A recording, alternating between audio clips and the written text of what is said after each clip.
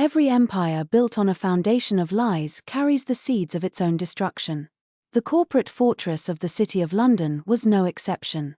For nearly 1,000 years, the parasitic cabal in the square mile believed their financial matrix was completely invincible.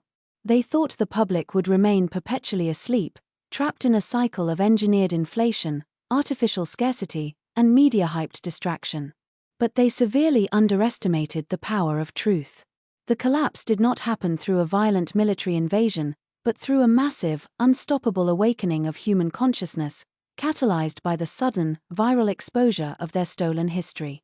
As the financial scams of the central banking system pushed the global economy to its absolute breaking point, a critical mass of regular citizens finally stopped looking at the mainstream news.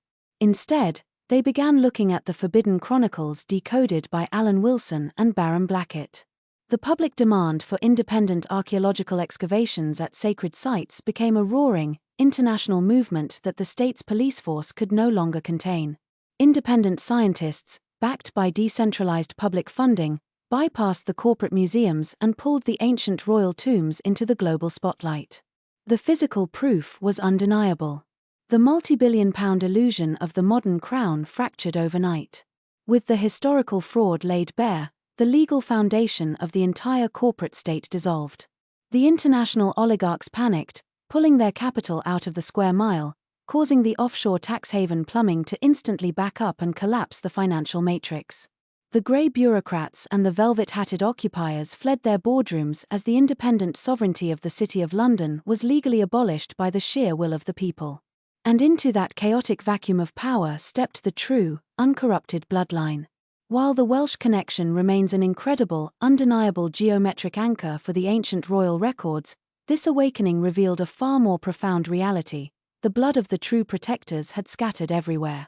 They did not just step out of the valleys of Wales, they arose from the rugged highlands of Scotland, the mist-shrouded fields of Ireland, and the quiet, ancient rural villages of England itself.